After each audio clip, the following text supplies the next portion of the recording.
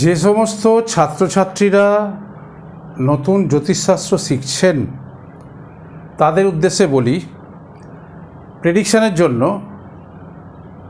কোন জাতক জাতিকার কি জন্মরাশি, কি নক্ষত্র, কি গণ, কি নারী, কি যোনি, জন্মদশা কি, এগুলো সব একটা শর্ট ফর্মে মাথার ভেতরে রাখবেন, তাহলে টকটক করে সেখান থেকে অ্যাপ্লাই করতে পারবেন।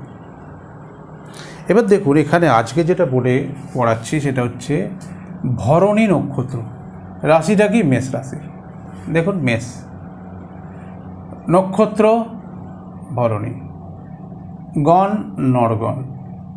তার মানে যাদের ভরণী 2 নম্বর নক্ষত্র, চন্দ্রের পাশে 2 লেখা আছে, আপনারা যারা দেখছেন তাদের কারোর যদি ভরণী নক্ষত্র হয়, জন্ম নক্ষত্র কিন্তু নক্ষত্র অনেক আছে, সব গ্রহের পাশেই নক্ষত্র থাকে, সব ভাবের নক্ষত্র থাকে, ভাব সন্ধ্যা এখন যাচ্ছি না, প্রচুর এখন রাস্তা, যাই হোক বহুত পথ পেরোতে হবে। এখন দেখুন, খালি জাস্ট যার চন্দ্রের পাশে 2 লেখা আছে অর্থাৎ ভরণী নক্ষত্র,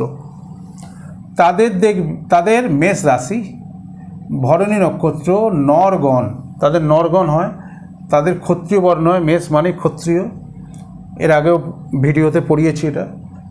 মধ্য নারী, এটা একটা নতুন আইটেম। এই নারী জটক বিচারে লাগবে। যোনি, হস্তি যোনি, যাদের ভরণী নক্ষত্র 2 নম্বর লেখা আছে তাদের হস্তি যোনি। আর জন্মদশা হচ্ছে শুক্র, এনারা শুক্রের দশায় জন্মেছেন, বা যার আপনারা যারা দেখছেন তাদের যদি 2 নম্বর নক্ষত্রে জন্ম হয় তাদের জানবেন জন্মদশা শুক্র। এটা 3 নম্বর বইয়ে 63 নম্বর পাতায় ছক, মানে একটা টেবিল করে দেখানো আছে, কিন্তু এটার জন্য আমি মার্জনা চাইছি, এটা কিন্তু ছক করে এইভাবে বোঝানো নেই,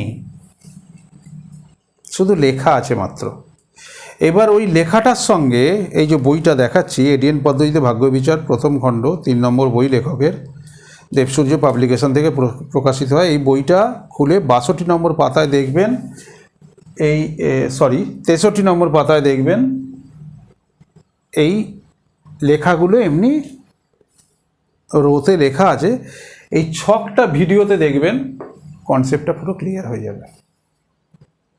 ওকে, নমস্কার, সপরিবারে ভালো থাকবেন।